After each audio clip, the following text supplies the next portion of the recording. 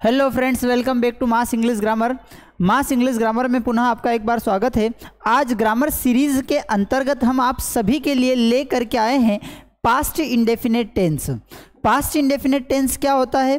तो वह टेंस जिसमें पास्ट की इंसिडेंट या पास्ट की घटना को बताया जाता है, जिसमें पास्ट की इंसिडेंट या पास्ट की घटना को बताया जाता है, पास्ट इंडेफिनिट टेंस कहलाता है। जिसमें हम बताते हैं कि किसी व्यक्ति ने कोई कार्य किया।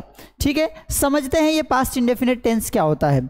जनरली जो इसका स्ट्रक्चर होता है वह होता है सब्जेक्ट प्लस वर्ब का सेकेंड फॉर्म प्लस ऑब्जेक्ट। समझते हैं इसे। स्ट्रक्चर इसका होता है सब्जेक्ट प्लस वर्ब का सेकेंड फॉर्म प्लस ऑब्जेक्ट।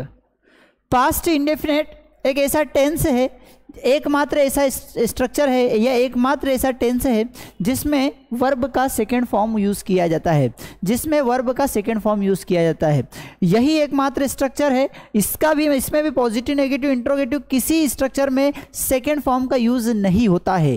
केवल इसी स्ट्रक्चर में पास्ट इंडेफिनिट के केवल पॉजिटिव स्ट्रक्चर में ही हम वर्ब के सेकेंड फॉर्म का यूज करते हैं असर्टिव सेंटेंस में। ठीक है, किसी व्यक्ति ने कोई कार्य किया, इसका जो अर्थ होता है किसी व्यक्ति ने कोई कार्य किया हिंदी के हिसाब से। ठीक है, वर्ब का सेकेंड फॉर्म किसे कहते हैं? तो अगर हम एक वर्ब ले डू तो ये फर्स्ट फॉर्म है, सेकेंड फॉर्म हो गया इसका डिड, थर्ड फॉर्म हो गया इसका डन, फोर्थ फॉर्म हो गया डूइंग और फिफ्थ फॉर्म हो गया डज। ये वर्ब का फिफ्थ फॉर्म है। वर्ब का first form, second form, third form, fourth form. ठीक है, तो हम यहां पर डिड वर्ब का सेकेंड फॉर्म यूज करेंगे। ठीक है, अर्थ क्या होगा? किसी व्यक्ति ने कोई कार्य किया। सर इसके माध्यम से हम क्या बताते हैं, कब इसका यूज करते हैं? तो एक तो सामान्य हमने क्या बताया कि जब हमें बताना हो कि किसी व्यक्ति ने कोई कार्य किया तो हम इस स्ट्रक्चर का यूज करते हैं पास्ट इंडेफिनिट का। मैंने पूछा, आई आस्क्ड, उसने बताया, ही टोल्ड, वे आए, दे केम, हम गए, वी वेंट। मतलब किसी व्यक्ति ने कोई काम किया।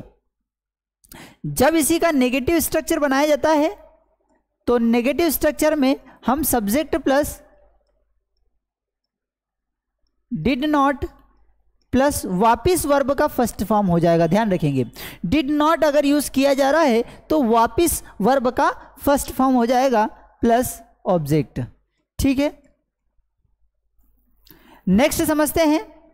अगर हम इंटेरोगेटिव सेंटेंस बना रहे हैं तो in that case did plus subject plus वापिस वर्ब का फर्स्ट फॉर्म प्लस ऑब्जेक्ट।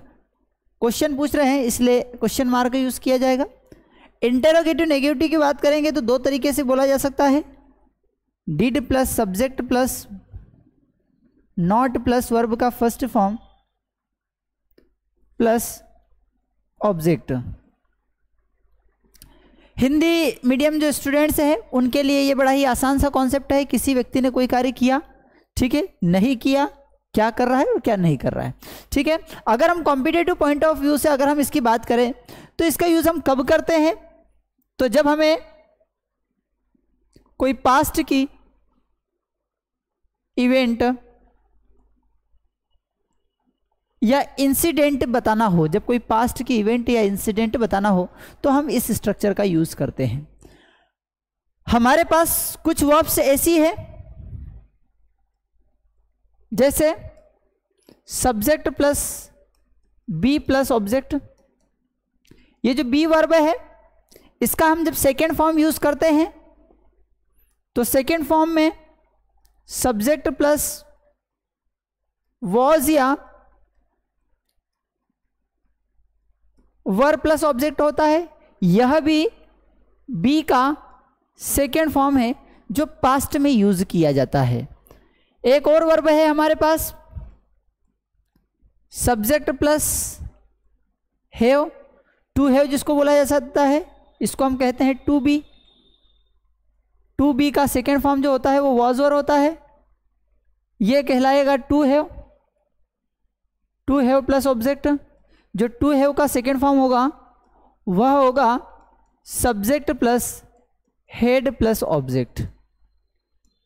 ठीक है, क्या अर्थ होता है इसका, यह भी बताता है कि कोई व्यक्ति, कोई भी प्लेस, कोई भी थिंग जो है क्या है, कहाँ है, कैसा है, तो उसे बताने के लिए हम वाज या वर का यूज़ करते हैं, यह भी सेकेंड फॉर्म है। किसी के पास कोई चीज़ है तो उसे बताने के लिए हम हेड का यूज़ करते हैं। वाज वर में थोड़ा सा कन्फ्यूज़न है कि किसके साथ क्या यूज़ किया जाएगा, तो आई के साथ वाज का यूज़ किया जाता है, वी, यू, दे, और प्लूरल के साथ हम वर का यूज़ करते हैं, ही, शी, इट, नेम, और अगर हमारा सब्जेक्ट सिंगुलर है तो in that case we use was. ठीक है, जो वॉज वर्ब ऑब्जेक्ट है यह भी वर्ब का सेकेंड फॉर्म है, हेड प्लस ऑब्जेक्ट है यह भी वर्ब का सेकेंड फॉर्म है। इसमें समस्या यह है कि ये वॉज वर्ब अपने आप में वर्ब है, हेड अपने आप में वर्ब है, इनके साथ हम अलग से वर्ब नहीं लगाते हैं।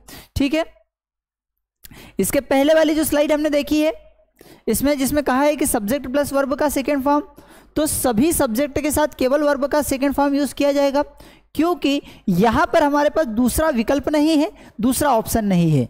जब हम इस स्ट्रक्चर की बात करते हैं तो यहां पर वॉज और वर है, इसलिए हमने कह दिया कि आई के साथ वॉज का यूज किया जाएगा, वी देव के साथ वर का तथा हिशिनेमिट के साथ वॉज का। लेकिन यह जो स्ट्रक्चर है इसमें मात्र डायरेक्ट सेकेंड फॉर्म दिया हुआ है, तो हम यहाँ पर किसी भी सब्जेक्ट के साथ वर्ब का सेकेंड फॉर्म यूज कर सकते हैं, किसी भी सब्जेक्ट के साथ वर्ब का सेकेंड फॉर्म यूज किया जा सकता है। जबकि अगर बात हैव या हैज की आ रही है तब हमें सोचना पड़ता है कि आई, वी, यू, दे के साथ हैव का यूज करेंगे और ही, शी, नेम इट सिंगुलर के साथ हैज का यूज करेंगे, लेकिन यहाँ पर सभी के साथ हम वर्ब का सेकेंड फॉर्म यूज कर सकते हैं। ठीक है, बात समझ में आ गई, इसे हम कहते हैं पास्ट इंडेफिनेट टेंस। स्ट्रक्चर की बात करी, positive structure, negative, interrogative, interrogative, negative. ध्यान यह रखना है कि केवल पॉजिटिव स्ट्रक्चर में वर्ब का सेकेंड फॉर्म यूज किया जाएगा, बाकी नेगेटिव, इंट्रोगेटिव और इंट्रोगेटिव, नेगेटिव में हम वापस अगर डिड का यूज कर रहे हैं, डिड का यूज कर रहे हैं तो वर्ब का फर्स्ट फॉर्म यूज करेंगे, अगर हम डिड का यूज कर रहे हैं तो वर्ब का फर्स्ट फॉर्म यूज करेंगे। समझ में आ गया कॉन्सेप्ट, केवल पॉजिटिव में सेकेंड फॉर्म यूज किया जाएगा, बाकी सभी में वर्ब का फर्स्ट फॉर्म उपयोग किया जाएगा। ठीक है, अब समझते हैं कि आखिर ये जो पास्ट इंडेफिनेट की हम बात कर रहे हैं, जो हम पास्ट इंडेफिनेट की जो हम बात कर रहे हैं, इस पास्ट इंडेफिनेट का हम यूज कहां पर करते हैं। ठीक है, अच्छा, जब क्वेश्चन फ्रेम करना हो, जब प्रश्न पूछना हो, तो प्रश्न पूछने के लिए आपको इस स्ट्रक्चर को फॉलो करना है। जहां पर वेयर लिखा है यहां पर कोई सा भी क्वेश्चन वर्ड आप यूज कर सकते हैं, plus did plus subject plus verb का फर्स्ट फॉर्म प्लस ऑब्जेक्ट, यह क्वेश्चन मार्क है।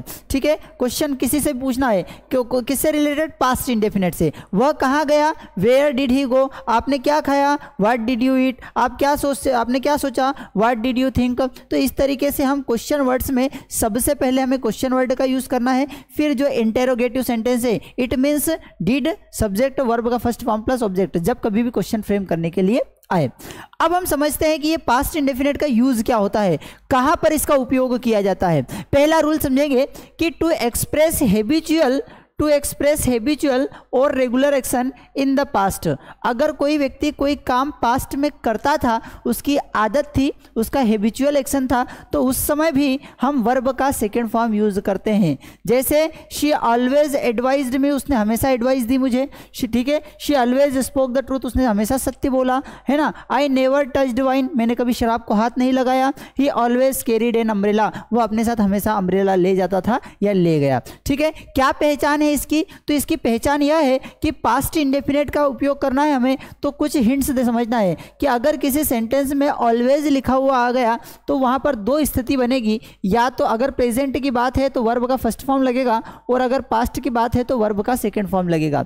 अगर प्रेजेंट की बात है तो वर्ब का फर्स्ट फॉर्म या वर्ब का फिफ्थ फॉर्म लगेगा, और अगर पास्ट की बात है तो वर्ब का सेकेंड फॉर्म लगेगा। कौन से वर्ड्स में, इसके अलावा दूसरा स्ट्रक्चर नहीं लगाएंगे हम। ठीक है, अगर सेंटेंस में ऑलवेज लिखा हुआ दिख जाए, डेली लिखा हुआ दिख जाए, एवरी डे ने प्रत्येक दिन, हर दिन, एवरी मंथ मीन्स हर महीने, एवरी ईयर मीन्स हर साल, वंस अ वीक हफ्ते में एक बार, वंस अ मंथ महीने में एक बार, वंस अ ईयर साल में एक बार आदि का प्रयोग किया जाता है, तो उस स्थिति में हम पास्ट इंडेफिनेट या प्रेजेंट इंडेफिनेट की बात करते हैं।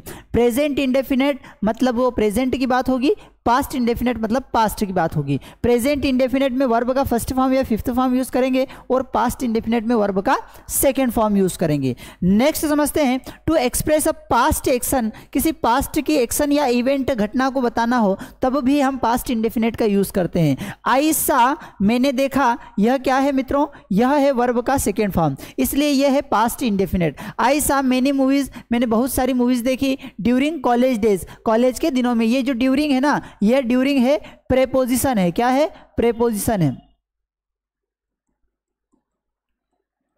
ठीक है, नेक्स्ट है शेक्सपियर रोट, शेक्सपियर ने लिखे, यह भी वर्ब का सेकेंड फॉर्म है। ठीक है, मेनी प्लेज, बहुत सारे प्लेज। न्यूटन डिस्कवर्ड, न्यूटन ने खोज की, यह भी वर्ब का सेकेंड फॉर्म है। द लॉज ऑफ ग्रेविटेशन, गुरुत्वाकर्षण की खोज की। My father boat a new car, मेरे पिताजी लेकर के आए एक नई कार, यह भी वर्ब का सेकेंड फॉर्म है। और ये किसको रिप्रेजेंट कर रहा है? ये पास्ट में घटी हुई घटनाओं को। तो जब भी ऐसी पास्ट में कोई घटी हुई घटनाएं हैं तो उनको रिप्रेजेंट करने के लिए हम पास्ट इंडेफिनेट का यूज करते हैं। इट मीन्स वर्ब का सेकेंड फॉर्म यूज करते हैं पॉजिटिव सेंटेंसेज में। नेक्स्ट यूज समझते हैं कि to indicate an action completed in the past है, कोई सी भी एक्शन जो पास्ट में कंप्लीट हो गई तो उसे भी हम बताने के लिए पास्ट इंडेफिनेट का यूज करते हैं। जैसे आई रिसीव्ड, मुझे प्राप्त हुआ, वर्ब का सेकेंड फॉर्म। ठीक है, his letter a week ago. अच्छा, एक और बहुत ही प्यारा कॉन्सेप्ट इसमें समझ लेना। ठीक है, क्योंकि जनरली क्या होता है कि जब पास्ट परफेक्ट की बात करते हैं तब भी कोई इंसिडेंट परफेक्ट हो चुकी है, पास्ट इंडेफिनेट की बात करते हैं तो इसमें भी कभी कभी पास्ट एक्शन कंप्लीट हो चुकी है। तो ऐसी स्थिति में हमारे लिए एक हिंट है। क्या हिंट है? कि वहां पर अगर आपको दिख जाए यस्टरडे, क्या दिख जाए फ्रेंड्स? यस्टरडे मतलब टाइम दिख जाए पॉइंट वाला, यस्टरडे दिख गया, लास्ट नाइट दिख गया, लास्ट वीक दिख गया, ठीक है, लास्ट मंथ दिख गया, ठीक है, last year, the other day, the other morning आदि का प्रयोग अगर किसी सेंटेंस में किया जा रहा है, आदि का प्रयोग अगर किसी सेंटेंस में किया जा रहा है तो वहां पर जो हम स्ट्रक्चर यूज करेंगे वह यूज करेंगे सब्जेक्ट प्लस वर्ब का सेकेंड फॉर्म। कौन सा यूज करेंगे? सब्जेक्ट प्लस वर्ब का सेकेंड फॉर्म। जैसे I received his letter a week ago, ये जब अगो आएगा ना तो ध्यान रखना है वर्ब का सेकेंड फॉर्म यूज करना है। अगो जब कहीं पर दिखे तो आपको वर्ब का सेकेंड फॉर्म यूज करना है। तो I received his letter a week ago, मुझे उसका पत्र एक सप्ताह पहले प्राप्त हुआ। राम लेफ्ट, राम ने छोड़ दिया फॉर मुंबई, कब? यस्टरडे, राम ने मुंबई छोड़ दिया, कब? यस्टरडे। ठीक है, तो यह अगो दिखा, यस्टरडे दिखा, last night, week, a month ago. तो इन तरीके के, इस तरीके के शब्दों में, इस तरीके के एडवर्ब्स में हम पास्ट इंडेफिनेट का यूज करते हैं। नेक्स्ट समझेंगे, समटाइम्स, कभी कभी ऐसा होता है, दिस टेंस इज यूज्ड, इस टेंस का उपयोग किया जाता है विदाउट एन एडवर्ब, एडवर्ब नहीं है टाइम के, लेकिन इन सच केसेस, ऐसी स्थिति में द टाइम में बी इधर इम्प्लाइड और indicated by the context.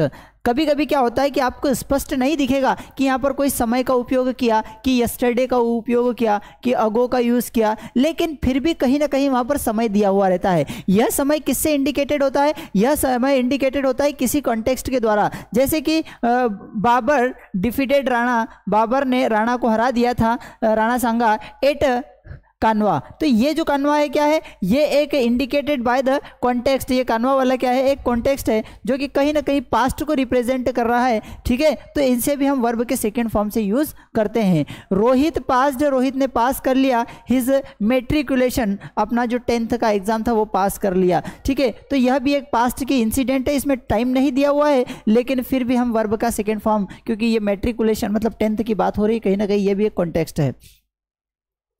Next समझते हैं अनरियल पास्ट। अनरियल पास्ट का बोध कराने के लिए, जो ऐसा अनरियल किसको बोलेंगे? जो रियल नहीं है, जिसमें हम कल्पना कर रहे हैं, जो रियल नहीं है जिसमें हम कल्पना कर रहे हैं, ठीक है, उसका बोध कराने के लिए इफ, अच्छा क्या पहचान है कि भैया हम जो बात कर रहे हैं वो अनरियल है, वह कल्पना है, वह इमेजिनेशन है। तो अनरियल, कल्पना या इमेजिनेशन वाला जो सेंटेंस होगा उसकी शुरुआत किससे होगी? तो फ्रेंड्स उसकी शुरुआत जो होगी वो इफ से होगी, एज इफ से होगी, एज दो से होगी, आई विश से होगी, इफ से होगी, इफ ओनली से होगी, इट इज टाइम। ध्यान रखना कि अगर किसी सेंटेंस की शुरुआत इट इज टाइम से हो रही है तब भी वहां पर वर्ब का सेकेंड फॉर्म यूज करेंगे, तब भी वहां पर वर्ब का second form means past indefinite का यूज करेंगे। ठीक है, तो if, as if, as though, I wish, if only, it is time इत्यादि के बाद सिंपल पास्ट टेंस का प्रयोग किया जाता है। किसके बाद? I wish. भैया ये आई विश क्या है पता है? आई विश मतलब है काश। ठीक है, यह क्या है? जब हम ऐसा बोलते हैं ना कि काश ऐसा हो जाए, इट मीन्स हम इमेजिनेशन कर रहे हैं, हम कल्पना कर रहे हैं। ठीक है, समझ में आ रहा है कॉन्सेप्ट? तो यहां पर सर, अब हमें एक बहुत बड़ा कंफ्यूजन सामने आया कि आपने यहां पर वर का उपयोग क्यों किया है, जबकि हमने जो अभी तक नियम पढ़े हैं उसमें हमने पढ़ा है कि आई के साथ वाज का यूज किया जाता है, वी यू दे प्लूरल के साथ, वी यू दे प्लूरल के साथ वर का यूज किया जाता है, और ही शी नेम इट सिंगुलर के साथ, ही शी नेम इट सिंगुलर के साथ हम वाज का यूज करते हैं। लेकिन सर आप हमें बताइए कि आपने यहाँ पर WERE वर का उपयोग क्यों कर दिया? तो समझेंगे इस कॉन्सेप्ट को। जनरली आई के साथ वाज, वी यू दे के साथ वर, ही शी नेम इट के साथ वाज का यूज किया जाता है सामान्यतः, लेकिन किंतु परंतु बट, लेकिन किंतु परंतु बट किसी सेंटेंस की शुरुआत, किसी सेंटेंस की शुरुआत अनरियल पास्ट में हो, अनरियल पास्ट में मतलब किसी सेंटेंस की जो शुरुआत इफ से हो, एज इफ से हो, एज दो से हो, आई विश से हो, if only, it is time से अगर शुरुआत हो रही है तो फिर सभी सब्जेक्ट के साथ हम वर का यूज करते हैं, वहां पर हम वाज का यूज नहीं करेंगे, वहां पर हम वाज का यूज नहीं करेंगे। कब? अगर किसी सेंटेंस की शुरुआत कंडीशनल सेंटेंस से हो रही है, शर्त वाले सेंटेंसेस से हो रही है। ठीक है, आई विश, काश आई वर अ किंग में किंग होता। अब यहाँ पर एक अनरियल कंडीशन है इसलिए पास्ट इंडेफिनेट का भी यूज किया जा रहा है, तो I wish I were a king, काश में किंग होता। ही स्पीक्स एज इफ, मानो कि ही वर। आप देखिए ही के साथ यहाँ पर भी वर का यूज किया, जबकि हमने क्या पढ़ा था कि ही के साथ वाज का यूज किया जाता है, लेकिन इस इफ, एज इफ के आ जाने के कारण, यहाँ पर आई विश के आ जाने के कारण सभी के साथ वर का यूज किया जा रहा है। तो इफ आई वर, ठीक है, एज इफ ही वर, ठीक है, इट इज टाइम, ये वही समय है, वी स्टार्टेड आवर जर्नी, जब हमने अपने कार्य की शुरुआत की। तो ये पास्ट, अनरियल पास्ट की स्थिति जो बताने वाले वर्ड्स होते हैं उसमें पास्ट इंडेफिनेट का यूज हम करते हैं। इसके साथ एक और शर्त बनती है जिसको आप समझ सकते हैं कि अगर किसी सेंटेंस की शुरुआत इफ से हो रही है, सपोज दैट से हो रही है, आई विश से हो रही है, एज इफ से हो रही है, ठीक है, इस तरीके के सेंटेंस, ये कहीं ना कहीं कंडीशन बताने वाले, शर्त बताने वाले हैं। तो इनमें क्या करेंगे हम? इसमें जो पहला स्ट्रक्चर होगा वह होगा सब्जेक्ट का वर्ब, वर्ब का सेकेंड फॉर्म प्लस ऑब्जेक्ट, और दूसरा स्ट्रक्चर जो होगा वहाँ पर होगा सब्जेक्ट प्लस मोडाल, मोडाल हमेशा पास्ट वाला यूज़ किया जाएगा, प्लस वर्ब का फर्स्ट फॉर्म यूज किया जाएगा। ध्यान रखना यहां पर हैव नहीं आएगा, यहां पर हैव नहीं आएगा। ठीक है, जैसे if I were, if I were PM, if he were PM, he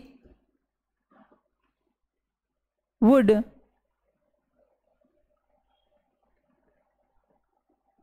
manage well. ठीक है, ध्यान रखेंगे यहां पर वर्ब का सेकेंड फॉर्म यूज किया गया है और यहाँ पर भी विल का पास्ट फॉर्म क्या होता है? वुड का यूज किया गया है। ठीक है, तो यह कंडीशन रहती है कि अगर सब्जेक्ट के साथ वर्ब का सेकेंड फॉर्म आ रहा है तो यहाँ पर पास्ट वाला मोडाल आएगा और इस मोडाल के बाद हमेशा वर्ब का फर्स्ट फॉर्म आएगा। यहाँ पर हम थर्ड फॉर्म की बात नहीं करेंगे, इस कंडीशन को ध्यान में रखेंगे। नेक्स्ट समझते हैं, head better, head rather, head सुनर, वुड रेदर, वुड सुनर पास्ट टेंस में है, पर इनसे प्रेजेंट टाइम का भी बोध होता है। यह पास्ट टेंस में है लेकिन इनसे प्रेजेंट टाइम का भी बोध होता है। आई वुड रेदर स्टे, मैं रुकना चाहूँगा। यू हैड बेटर गो, आपकी भलाई इसी में है कि आप चले जाए। अब एक और कॉन्सेप्ट इसमें समझेंगे, ये जो हैड बेटर है ना, हैड बेटर है ना, इसके साथ हम अलग से कुछ नहीं लगाते, जबकि जनरली क्या होता है, जनरली नियम यह कहता है कि हैव,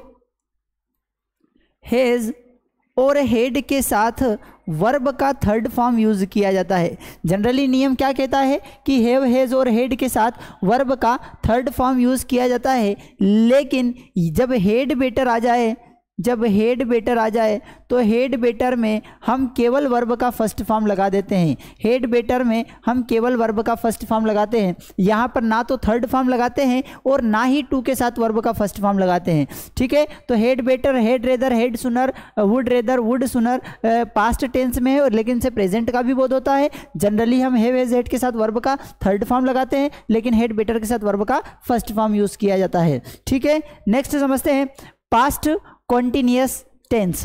ठीक है, पास्ट कॉन्टिन्यूअस टेंस को पढ़ने से पहले हम इस कॉन्सेप्ट को समझ लेते हैं। ठीक है, कि हमने आखिरकार क्या पढ़ा, तो हमने पढ़ा पॉजिटिव टेंस पास्ट इंडेफिनेट, जिसका स्ट्रक्चर होता है सब्जेक्ट प्लस वर्ब का सेकेंड फॉर्म। ठीक है, कॉन्सेप्ट समझ में ध्यान रखेंगे। ठीक है, पहला नियम क्या पढ़ा कि हैबिचुअल एक्शन को बताएगा। अगर किसी सेंटेंस में always, daily, everyday, every month इस तरीके के वर्ड्स आ रहे हैं और पास्ट को रिप्रेजेंट कर रहा है तो वहाँ पर पास्ट इंडेफिनेट का यूज़ करेंगे। नेक्स्ट है पास्ट एक्शन और पास्ट इवेंट को यूज़ करने के लिए भी सब्जेक्ट प्लस वर्ब का सेकंड फॉर्म यूज़ किया जाएगा। Indicate action completed in the past, कोई एक्शन पास्ट में कंप्लीट हो गई है और उसमें इस तरीके के वर्ड दिए हैं कि yesterday, last day, last week, ago. ठीक है, तो ऐसे सेंटेंसेस में हम पास्ट इंडेफिनेट का यूज़ करते हैं। नेक्स्ट समझेंगे sometime tense is used without an adverb, कभी कभी टाइम नहीं दिया हुआ रहता है लेकिन कोई इंसिडेंट के माध्यम से हम पास्ट को रिप्रेजेंट करते हैं, तब भी हम वर्ब का सेकंड फॉर्म यूज़ करते हैं। नेक्स्ट है अनरियल कंडीशन, जो इमेजिनरी कंडीशन है, if suppose, I wish, as though, I wish. ठीक है, if only, it is time, इनसे अगर कोई सेंटेंस की शुरुआत हो रही है तो हम पहला स्ट्रक्चर वर्ब का सेकेंड फॉर्म अगर लगा रहे हैं तो दूसरे में मोडाल का पास्ट फॉर्म आएगा और वर्ब का फर्स्ट फॉर्म यूज़ किया जाएगा। Head better, head raider, head सुनर, वुड रेदर, वुड सुनर, इस तरीके के सेंटेंस ये पास्ट के हैं लेकिन ये प्रेजेंट का भी बोध कराते हैं। ठीक है, तो इस तरीके से हमारा यहाँ पर पास्ट इंडेफिनेट जो है वह समाप्त होता है। ठीक है,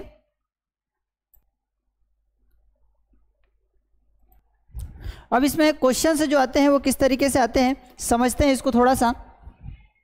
जैसे कि आपको एक सेंटेंस लिखा हुआ मिला कि she blank me but I didn't follow her. ठीक है, ये इस तरीके का एक सेंटेंस मिला। ठीक है, अब यहां पर लिखा हुआ है आपको, एक तो हो गया एडवाइस, सेकेंड हो गया एडवाइजिंग, थर्ड हो गया एडवाइज्ड और फोर्थ हो गया हैव एडवाइज्ड। ठीक है, ये चार ऑप्शन आपको दिए हुए हैं कि इन चार में से किसी एक करेक्ट को यूज़ करो। तो अब यहाँ पर क्या समझना है हमें यह समझना है कि शी, उसने एडवाइस दी। ठीक है, अब देखिए शी एडवाइस दी हो सकता है लेकिन शी क्या है, सिंगुलर है, एस या ई एस नहीं लगा, सिंगुलर के साथ एस या ई एस लगाते हैं इसलिए यह नहीं होगा।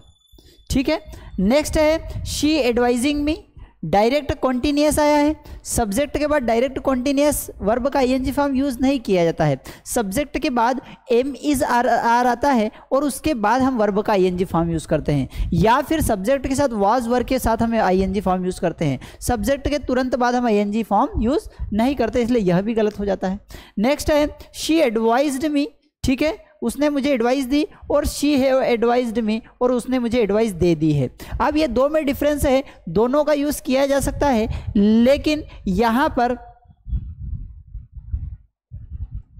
यहाँ पर समस्या क्या हो रही है, यहाँ पर समस्या यह हो रही है कि यह जो डिडंट है यह दिखा रहा है कि सेंटेंस किस में है, पास्ट में है, और ये जो हैव के साथ वर्ब का थर्ड फॉर्म यूज़ किया है यह किस में है, प्रेजेंट में है, तो यह भी नहीं आ सकता है। करेक्ट सेंटेंस आंसर क्या होगा कि she advised me, she advised me. ठीक है, तो इस तरीके से यहाँ पर वर्ब का सेकेंड फॉर्म यूज़ किया जाएगा। नेक्स्ट समझते हैं कि दे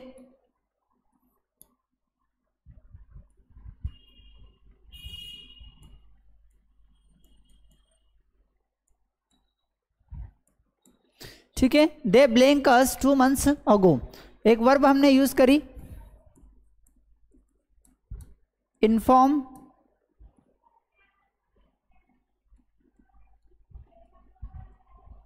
वर इन्फॉर्मिंग,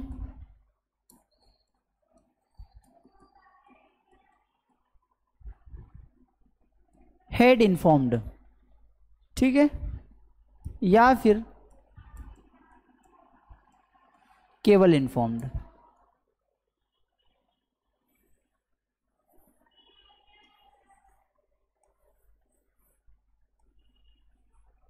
ठीक है, अब यहां पर ब्लैंक है और ये इतने सारे विकल्प हमारे पास दिए हुए हैं।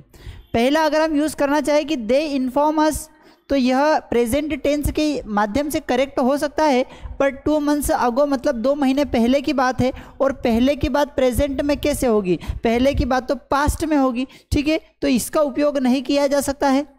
सेकंड जो है वर इन्फॉर्मिंग, वे हमें सूचना दे रहे थे, हाँ यह संभावना बन सकती है। दे हेड इन्फॉर्म्ड, उन्होंने हमें सूचना दे दी थी, यह भी हो सकता है। और दे इन्फॉर्म्ड अस, उन्होंने हमें सूचना दी, यह भी हो सकता है। लेकिन आपको एक हिंट दी है कि जब किसी सेंटेंस में हमें अगो दिखे तो फिर वहाँ पर केवल वर्ब का सेकेंड फॉर्म लगाना है, हमें am is are was were had मतलब कुछ नहीं लगाना है, डायरेक्ट वर्ब का सेकेंड फॉर्म लगाना है। तो यहाँ पर वर्ब का सेकेंड फॉर्म कौन सा है, यह है फोर्थ वाला। तो क्या होगा, दे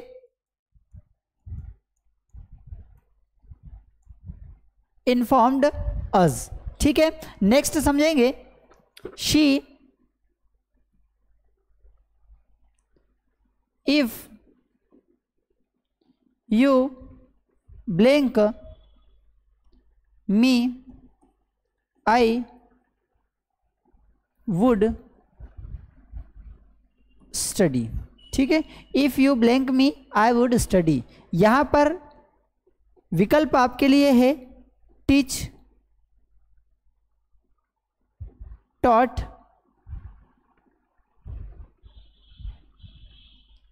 हेड टॉट और विल टीच। देखेंगे पढ़ेंगे तो ऐसा लगेगा if you will teach me, आप मुझे पढ़ाओगे तो आई वुड स्टडी में पढ़ूंगा। देखने में यह सही लगेगा, देखने में यह सही लगेगा, लेकिन नियम क्या कहता है, नियम कहता है कि अगर इफ से सेंटेंस शुरू हो रहा है और यहाँ पर मोडाल वो भी पास्ट के मोडाल के साथ, अगर वर्ब का फर्स्ट फॉर्म है, ये पास्ट का मोडाल है, विल का पास्ट क्या होता है, वुड। अगर सेकेंड सेंटेंस में मोडाल के साथ वर्ब का फर्स्ट फॉर्म है तो पहले सेंटेंस में भी वर्ब का सेकेंड फॉर्म लगेगा, क्योंकि यहाँ पर मोडाल जो दिया हुआ है वो कौन सा मोडाल दिया है, पास्ट मोडाल। अगर सेकेंड सेंटेंस में पास्ट मोडाल के साथ अगर वर्ब का फर्स्ट फॉर्म दिया है तो पहले सेंटेंस में भी वर्ब का सेकेंड फॉर्म यूज किया जाएगा। अब यहाँ पर वर्ब का सेकेंड फॉर्म क्या है, टॉट, तो यहाँ पर आंसर जो होगा वो होगा टॉट। करेक्ट आंसर होगा इफ़ यू टॉट मी, अगर आप मुझे पढ़ाएं आई वुड स्टडी, तो मैं पढ़ूं। ठीक है, तो इस तरीके से ये जो हमने कुछ रूल्स बताए थे इनको ध्यान में रखते हुए हमें सारी चीज़ों को समझना है। ठीक है, काफ़ी हेल्पफुल होगा आप सभी के लिए। नेक्स्ट समझते हैं, अब हम अगले टेंस की जो बात करते हैं वह है past continuous tense. Past continuous tense का मतलब क्या होता है कि जब कोई कार्य पास्ट में कॉन्टिन्यूअस था, जब कोई कार्य पास्ट में कॉन्टिन्यूअस था तो वह क्या, कौन सा टेंस कहलाता है, वह कहलाता है पास्ट कॉन्टिन्यूअस टेंस। अगर हम पास्ट कॉन्टिन्यूअस टेंस के स्ट्रक्चर की बात करें तो स्ट्रक्चर होता है subject plus was and were, was और वर प्लस वर्ब का आईएनजी फॉर्म प्लस ऑब्जेक्ट। ठीक है, पास्ट कॉन्टिन्यूअस का जो स्ट्रक्चर होता है वह होता है वाज वर प्लस वर्ब का आईएनजी फॉर्म। जब हमें बताना हो कि कोई कार्य पास्ट में कॉन्टिन्यूअस था पास्ट में चल रहा था तो हम इस स्ट्रक्चर को फॉलो करते हैं। ठीक है, किसके साथ क्या यूज़ किया जाता है तो हमने पहले भी बताया है, आई के साथ आपको वाज का यूज़ करना है, वी यू दे, और प्लूरल के साथ हमें वर का यूज़ करना है, and he she it name singular, या फिर कभी कभी कोई अनकाउंटेबल है तो हमें वॉज का यूज़ करना है। कॉन्सेप्ट समझ में आया? आई के साथ वॉज का यूज़ करना है, वी यू दे प्लूरल के साथ वर का यूज़ करना है, और ही शी नेम इट सिंगुलर के साथ पुनः वॉज का यूज़ करना है। क्या बताएंगे? कोई कार्य पास्ट में जब कॉन्टिन्यूअस था, अगर कोई कार्य पास्ट में कॉन्टिन्यूअस था मतलब चल रहा था तो हम इस स्ट्रक्चर का यूज़ करते हैं। ठीक है, तो जैसे मैं बोलूँगा कि मैं पढ़ा रहा था तो क्या होगा? I was teaching. ठीक है, वे हमारा रास्ता देख रहे थे तो दे वर वेटिंग फॉर अस। ठीक है, समझ में आया? दे वर वेटिंग फॉर अस। समझते हैं अब इस पास्ट कॉन्टिन्यूअस का और हम कहाँ कहाँ उपयोग करते हैं। इस पास्ट कॉन्टिन्यूअस का हम और कहाँ कहाँ उपयोग कर सकते हैं, समझते हैं इसके दिए गए रूल्स के माध्यम से। पहला है to denote an action going on sometimes in the past. जो एक्शन पास्ट में गोइंग ऑन मतलब चल रही थी उसको बताने के लिए हम पास्ट कंटिन्यूअस का यूज़ करते हैं। द टाइम ऑफ एक्शन मे और मे नॉट बी इंडिकेटेड। इसमें ज़रूरी नहीं कि समय दिया हुआ हो, कभी कभी समय दिया हुआ हो सकता है और कभी कभी समय नहीं भी दिया हुआ हो सकता है। लेकिन अगर कोई इंसिडेंट, कोई एक्शन जो है पास्ट में कॉन्टिन्यूअस थी, चल रही थी, तो हम पास्ट कॉन्टिन्यूअस का यूज़ करते हैं। जैसे द बस वॉज मूविंग, बस चल रही थी एट दैट टाइम, उस समय। कौन सा स्ट्रक्चर हमने बोला था? हमने कहा था कि पास्ट कॉन्टिन्यूअस का मतलब होता है वाज वर्ब के साथ वर्ब का आईएनजी फॉर्म यूज करते हैं। वाज वर्ब के साथ वर्ब का आईएनजी फॉर्म यूज करते हैं। तो द बस एक थी इसलिए वाज का यूज किया। अगर बसेस होता, एक से अधिक होता, तो वर का यूज किया जाता। तो द बस वाज मूविंग, बस चल रही थी एट दैट टाइम, उस समय। ठीक है, नेक्स्ट व्हेन आई सा, जब मैंने देखा, ही मीन्स उसे, मैंने जब उसे देखा, ही वॉज प्लेइंग। अब यहाँ पर वॉज वर्ब के साथ आईएनजी, क्योंकि वो खेल रहा था। ठीक है, मैंने देखा एक घटना है, लेकिन मैंने देखा जब क्या हो रहा था, कोई एक्शन गोइंग ऑन थी, चल रही थी, वह खेल रहा था, तो he was playing. He singular है इसलिए ही के साथ वॉज का यूज किया जाता है। नेक्स्ट समझते हैं कि this tense is often used with the simple past tense. इसका उपयोग हम किसके साथ करते हैं? सिंपल पास्ट टेंस के साथ भी करते हैं। टू शो, यह बताने के लिए that one activity was in progress, कि कोई सी एक एक्टिविटी जो थी वो प्रोग्रेस में थी। वाइल अनदर टुक प्लेस, जब दूसरी घटना घटी उस समय कोई पहली घटना या कोई दूसरी घटना कॉन्टिन्यूअस थी। तो कैसे? जैसे कि माई मदर वाज स्वीपिंग, मेरी माताजी झाड़ू लगा रहे थे द रूम, कमरे को। व्हेन आई रीच्ड होम, जब मैं घर पहुंचा। तो ये घर पहुंचा जो है वर्ब का सेकेंड फॉर्म है, और वर्ब का सेकेंड फॉर्म है मतलब इसे क्या कहेंगे? इसे हम कहते हैं सिंपल पास्ट। क्या कहते हैं? Simple past. तो सिंपल पास्ट के साथ भी हम वाज वर्ब के साथ वर्ब का ईएनजी फॉर्म मतलब पास्ट कॉन्टिन्यूअस का यूज़ कर सकते हैं। ठीक है, सिंपल पास्ट के साथ भी हम पास्ट कॉन्टिन्यूअस का यूज़ कर सकते हैं। पर कब? जब कोई एक इंसिडेंट घटी उस समय दूसरी इंसिडेंट कॉन्टिन्यूअस थी। जब मैं घर पहुंचा, ये घटना घटी। ठीक है, तो क्या हुआ? माताजी झाड़ू लगा रहे थे, तो माय मदर वाज स्वीपिंग। समझ में आया कि नहीं आया? तो ये जब एक घटना घटी दूसरी कॉन्टिन्यूअस थी, तो पास्ट में जब भी कोई कार्य कॉन्टिन्यूअस होगा तो हम पास्ट कॉन्टिन्यूअस का यूज़ करते हैं। नेक्स्ट समझते हैं to express my gradual development of something. अगर कोई चीज़ ग्रेजुअल डेवलपमेंट धीरे धीरे बढ़ रही है, या indicate that occurred in the past, या फिर वो कोई घटना पास्ट में घटी थी, तो उसे हम बताने के लिए भी पास्ट कॉन्टिन्यूअस का यूज़ करते हैं अगर वो पास्ट की घटना है तो। जैसे प्रिया वाज बिकमिंग, प्रिया बन रही थी मोर एंड मोर एम्बिशियस, अधिक और अधिक महत्वाकांक्षी बन रही थी। प्रिया अधिक से अधिक महत्वाकांक्षी बन रही थी मतलब यह घटना भी पास्ट में कॉन्टिन्यूअस थी और इसीलिए हमने यहाँ पर पास्ट कॉन्टिन्यूअस का यूज़ किया है। पास्ट कॉन्टिन्यूअस में वाज वर्ब के साथ वर्ब का आईएनजी फॉर्म यूज़ किया जाता है। ठीक है, नेक्स्ट समझते हैं, to express the nature of person in the past while cause the other to feel rude harsh etcetera. किसी वाक्य में पास्ट की ऐसी आदत जो दूसरों के लिए नाराजगी हो, चिड़चिड़ाहट हो आदि का कारण बनी हुई हो, तब भी हम कॉन्टिन्यूअस का यूज़ करते हैं। जैसे ही आज वो always cheating in the exam, कि वो है ना हर समय एग्ज़ाम में चीटिंग कर रहा होता था। ठीक है, तो ये कहीं ना कहीं नाराज़गी का कारण है। तो इस तरीके के कारण, इस तरीके के जो सेंटेंस होते हैं उसको प्रेजेंट में भी हम कॉन्टिन्यूअस से बताते हैं और पास्ट में भी कॉन्टिन्यूअस से बताते हैं। वो हमेशा एक दूसरे पर आरोप लगाता रहता है, वो हमेशा एक दूसरे पर आरोप लगाता रहता है। मतलब ये कहीं ना कहीं नाराज़गी, चिड़चिड़ाहट, एक्सेप्टेंस नहीं है इस इंसिडेंट का, तो उसे बताने के लिए भी हम प्रेजेंट कॉन्टिन्यूअस टेंस का यूज़ करते हैं। ठीक है, जैसे she was always writing rude letters to me, वो हमेशा जो है मुझे रूड लेटर लिखा करती थी। तो ये इस तरीके ये नाराज़गी के कारण जो भी बने हुए रहते हैं उनको हम पास्ट कंटिन्यूअस अर्थात वाज वर्ब के साथ वर्ब का आईएनजी फॉर्म यूज़ करते हैं। नेक्स्ट है, जब दो पास्ट टेंस के क्लोज वेन वाइल से जोड़ा जाता है तो पास्ट कंटिन्यूअस का प्रयोग पास्ट टेंस के साथ किया जाता है। जैसे आई सा यू वाइल, मैंने आपको देखा जब you were playing in the park, जब आप पार्क में खेल रहे थे। When he was lowing breakfast I went to see him, जब वो ब्रेकफास्ट ले रहा था उस समय में मैंने उसे देखा।